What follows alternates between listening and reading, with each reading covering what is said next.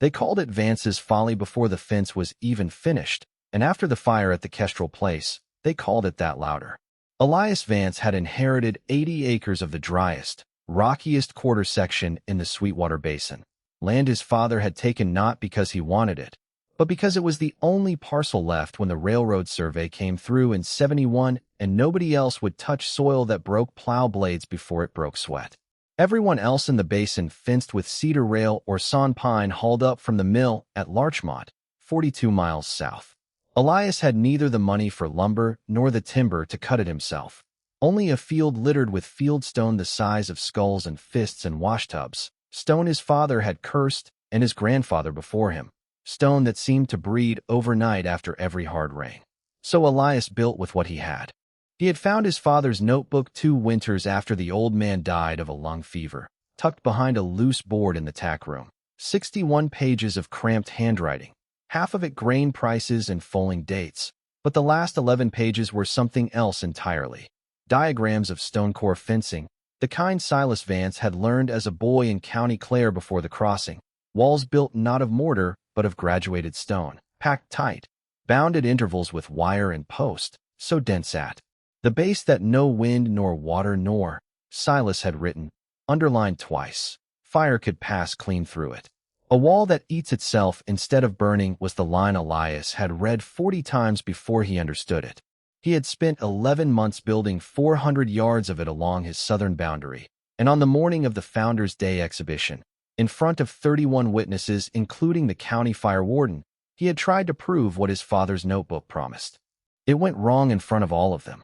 Elias had built a demonstration trench a rod short of the fence line, dry grass banked against green, meant to burn low and slow and die at the stone. Garrett Voss stood at the front of the gathered crowd with his arms crossed, the man who ran 600 head on the property adjoining Elias's own, and had said, loud enough for the whole feed store to hear the week before, rocks don't grow grass, and rocks don't stop fire. They just sit there looking foolish, same as the man who stacked them. The wind that morning was supposed to be nothing, for miles an hour out of the northwest, steady. It was not steady. It gusted to 15 without warning, the way basin wind does in August, and it found a gap Elias hadn't finished. 11 feet where the wire binding had come loose from a post, and the stone infill had slumped, leaving a seam no wider than a boot heel. The fire found the seam before Elias did. It jumped low and fast through dry buffalo grass on the far side, past the fence meant to stop it, and by the time 4 men had beaten it down with wet sacking it, had already blackened 2 acres of Garrett Voss's hay meadow and sent his cattle running half a mile in a panic that cost him 3 days gathering them back. Elias's own dog, a rangy blue heeler named Rye, would not go near the stone wall for a week after, circling wide of it with her ears pinned the way she did around rattlesnakes. The county fire warden, a heavy-set man named Halloran, who took his hat off before he spoke and put it back on after, as if the words needed shade, issued Elias a formal notice. No open demonstration fires on the property for 1 calendar year, and a fine of $8, payable to the township. Worse than the fine, worse than the notice, was what happened 3 days later, when the freight office at the depot, which had verbally promised Elias the contract to supply cordwood and hay to the eastbound line, a contract worth some $210 over the season, money he had already counted twice in his head, sent word instead to Garrett Voss. We cannot risk supply from a man whose fences catch fire in front of the county warden, the depot agent had written, not unkindly, but plainly. His hired hand, a quiet young man named Mateo Ruiz who had worked the Vance place for 2 seasons and slept in the loft above the barn, did not say much about it either, which was worse than if he had shouted. He simply began asking, in the weeks after, what wages were owed him to date, and whether Elias thought he might find steadier work come spring at the Kestrel Ranch instead, where the fences were ordinary cedar and nobody's cattle ran themselves lame over a demonstration gone wrong. Elias did not argue with him. He only nodded and went back to the notebook. He had gotten the Rocky Quarter section the way a man gets most of the things that shape him, not by choosing it, but by having nothing else offered. His father had told him once, the summer before the lung fever took him, that a man ought to marry the land he was given rather than spend his life resenting the land he wasn't.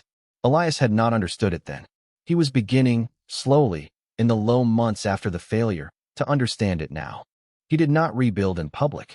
He rebuilt in the 11-foot gap first, alone, working before dawn so the neighbors driving past on the county road would not see him crouched at the seam that had shamed him, packing new stone in by hand, graduated the way his father's diagrams showed. Fist-sized at the base, egg-sized above that, gravel choking every remaining gap. The whole column cinched at 18-inch intervals with number 9 wire twisted tight around cedar posts sunk 3 feet into hardpan. He kept a ledger of it the way his father had kept a ledger of foalings. Section 14, gap repaired, wire tension 40 pounds pull, infill depth 22 inches, no visible seam remaining. He measured everything twice. He trusted nothing to memory anymore, because memory was what had told him the wind would hold steady, and memory had been wrong. The middle of that autumn was the quietest season Elias had known since his father's death. He worked the stone wall alone in the mornings and worked cattle alone in the afternoons. And in the evenings he sat at the kitchen table with the notebook open under a lamp turned low to save the coal oil, reading the same 11 pages until he found the sentence he had missed the first 40 times. The wall must breathe at the crown, or the heat pools and finds its own door. His father had drawn a small cross-section beside it, a chimney-shaped gap left deliberately at the top of certain sections, no more than 3 inches, so that any heat that did build against the stone would rise and vent rather than searching sideways for a seam. Elias had built his wall solid top to bottom, proud of its density, and it was that very pride, he now understood, that had made the gap at the base into a door instead of a dead end. A solid wall does not stop heat. It only asks the heat to find another way through. He rebuilt the crown of every section he had already finished, cutting the vent gaps by hand with a cold chisel, an ugly, tedious labor that undid a full month's worth of stonework in order to redo it properly. Rye stopped shying from the wall sometime in October, though she still would not lie in its shadow the way she once had. It was in this season, too, that Mateo came to him one evening in the barn, lamp in hand, and said plainly that he had written to his cousin in Larchmont about a hand's position at the mill there, steady work, no fires, no county fines. He did not say it cruelly. He said it the way a man states a fact he has already decided is true. Elias did not plead with him. He only asked Mateo to help him finish one more section, the last 100 yards along the north boundary, nearest the house, before he made his decision, and Mateo, who was tired and owed back wages and had every reason to say no, said he would give him that much. They worked it together over 6 days, and on the 6th day Elias did something he had not done since Founder's Day. He built a small test fire, no bigger than a cookstove blaze, hard against the finished wall, in full view of Mateo and no one else. He fed it dry sage for 40 minutes, enough heat to blister paint at 3 feet, and the two of them watched the crown vents draw a thin ribbon of smoke straight up while the base held cold enough to touch. Mateo crouched and put his bare palm flat against the stone on the far side of the fire and held it there a long moment, and did not say anything at all, and did not write back to his cousin in Larchmont. Only one person in the basin ever asked Elias, in those months, how the repairs were coming. A widow named Agnes Pruitt who ran 40 head on the section north of his and had lost her own husband to a grass fire 11 years back, a fire that had come, everyone said, faster than any man could outrun a wagon. She had stood at the edge of the crowd on Founder's Day and said nothing while Garrett Voss laughed. And in October, she rode down unannounced with a jar of preserved plums and asked to see the vent work with her own eyes, turning the cross-section drawing over in her weathered hands for a long while before she said, quietly, that her husband used to talk about walls that could breathe, though she'd never seen one built. The drought that year ran long into what should have been the wet season. By late October, the basin grass had gone the color of old rope, and the wind that usually died down with the cooler nights instead kept up past dark, dry and restless, rattling the cottonwoods along the creek bed that had itself gone to a trickle. Halloran the fire warden rode the county roads twice in November posting notices about open burning, and twice more in the first week of December, his hat off both times he spoke to Elias, on and off again after. Everyone in the basin had a bad feeling by then that nobody wanted to name aloud, the way you don't name a coming storm for fear of calling it closer. It came on the 9th of December, out of dry lightning that struck the ridge above the kestrel spread 2 miles northwest of Elias's land, at an hour when most of the basin was asleep. By the time the glow woke Mateo in the loft, the fire had already crested the ridge and was running downslope through cured grass with a speed that made men who had lived their whole lives on that land go pale describing it afterward. 11, some said 14 miles an hour in the gusts, faster than a horse could gallop over broken ground. Garrett Voss's spread lay directly in its path. Voss himself was out in it, on foot, trying to cut his herd loose from a box canyon pen before the fire reached the fence line, when the wind turned the blaze back on itself and cut off the route he'd come in by.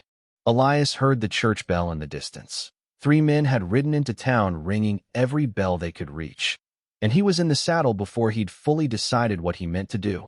Mateo close behind him, both of them riding not away from the fire but along the boundary toward the one place Elias knew the flame would have to cross to reach the town itself.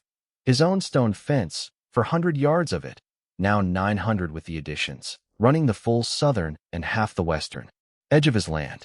He had never meant it to hold back a fire like this one. He had built it to stop a demonstration fire, a controlled fire, a fire that behaved. Riding toward the smoke with the wind screaming and the sky gone the color of a bruise, Elias felt the doubt hit him harder than the heat did. A cold certainty, wrong-footed and sudden, that the wall was too short a run, that it would do to a real wildfire exactly what it had done in August, find its gap and let the fire through, and this time the gap would be a man's life instead of a hay meadow. His hand actually checked the reins, slowing Ember beneath him for 3 full strides, some old animal instinct in him, wanting to turn back toward the house and away from the thing he had built and failed once already. It was the notebook that turned him back, not the object itself, which was in the kitchen drawer where he'd left it, but the sentence he had read 41 times now living loose in his mind. A wall that eats itself instead of burning. He had not built this wall to be unbreakable. He had built it, finally, correctly, to breathe, to bleed off what it could not stop outright. And a wall that breathes does not need to be perfect to be enough. He put his heels to Ember and did not check the reins again. They reached the fence line ahead of the worst of it, close enough to see Garrett Voss on foot in the smoke beyond, cattle bawling and scattering around him, his horse already bolted. Elias did the thing his father's diagrams had shown, but which he had never once needed to do in earnest. At the fence's western corner post, buried under 2 feet of packed stone, sat a hinged wire gate built into the wall itself, meant for cattle passage, wide enough for a man and a horse together. Elias's first instinct, the wrong one, the one born of panic, was to fling the gate wide open and ride straight through into the smoke to reach Voss directly. He had it half unlatched before some steadier part of him caught the error. Opening the gate wide would open the exact kind of gap the fire had found in August, a door for flame to follow him back through onto his own side, onto Mateo, onto the house beyond. He forced himself to stop, hands shaking on the latch, and did what the notebook had actually taught him rather than what fear told him to do. Opened the gate only as far as a single body could pass, held it against the wind with his own shoulder, and shouted for Mateo to stand ready to shut it the instant they were through. He rode into the smoke alone. He found Voss on the ground 80 yards in, ankle turned in a gopher hole, unable to run, the fire not 40 yards behind him and closing. Elias got him up onto Ember's rump behind the saddle with a wrench in his own shoulder that would ache for a month, and turned back for the gap. And the fire was close enough by then that Elias felt the skin on the back of his neck go tight with the heat of it, close enough that he heard the sound fire makes when it is truly running, a sound like a great door slamming over and over. They came through the gap with the flame no more than 15 feet behind, and Mateo swung the wire gate shut and threw the latch home in the same motion Elias had drilled with him twice that week without ever saying why. The fire hit the wall itself perhaps 90 seconds later. It did not stop dead the way Elias, in his most hopeful private moments, had half imagined it might. It slowed, and it hunted, running its length looking for a seam the way water runs a low line looking for a channel, and it found none, because there were none left to find. It piled against 900 yards of graduated stone and pushed heat up through the crown vents in long shuddering columns that scorched the grass 20 feet back on Elias's own side, but did not carry flame across. and it burned itself down along that boundary over the better part of an hour, while men and women from the town, Halloran among them, hatless the entire time, worked the flanks north and south of the stone with wet sacking and shovels, because the wall had bought them a line worth holding, where before there had been no line at all. Garrett Voss sat against a fence post afterward with his turned ankle propped on a rock, and did not say much of anything for a long while, watching the crown vents breathe their last thin ribbons of smoke into a sky just beginning to gray toward dawn. Later, much later, weeks later, in a conversation neither man ever repeated in front of others, he told Elias, quietly and without any of the old mockery in it, that he supposed a man could be wrong about rocks the same as he could be wrong about anything else, and that he was sorry for the meadow he'd never once thanked Elias for saving twice over. The town did gather the next afternoon, briefly, at the feed store, and there was talk, and Halloran filed a report that used the word effective twice, and the depot agent sent a second letter, considerably more contrite than the first, asking whether the cordwood contract might still be available. Elias answered all of it the way his father might have, a nod, a short thank you. Nothing more, because none of it was the part that mattered most to him. What mattered most came 2 nights later, when the basin had gone quiet again and the smell of smoke had mostly cleared from the air, and Elias sat alone at the kitchen table with the notebook open to the last of its 11 pages, tracing his father's small drawn cross-section of the crown vent with one finger, the ledger beside it now 60 pages longer than the 61 his father had left him. Mateo was still there, up in the loft, having never written back to his cousin at all.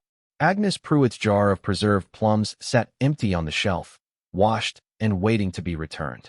There was no crowd in the kitchen that night, no one to tell him he had been right, and Elias found, turning the page slowly under the lamp, that he did not need anyone to. The knowing sat in him quiet and complete, the way a debt feels once it is finally paid, not loud, not triumphant, simply settled. He wrote one more line in the ledger before he closed it for the night, in the same cramped hand his father had used 60 pages before him. A wall does not have to be unbroken to hold. It only has to be built again, better, after it breaks. He blew out the lamp, and outside, in the dark, 900 yards of stone stood cold and silent along the boundary it had been asked to keep, none the worse for what it had survived, waiting only for the next wind to prove itself again.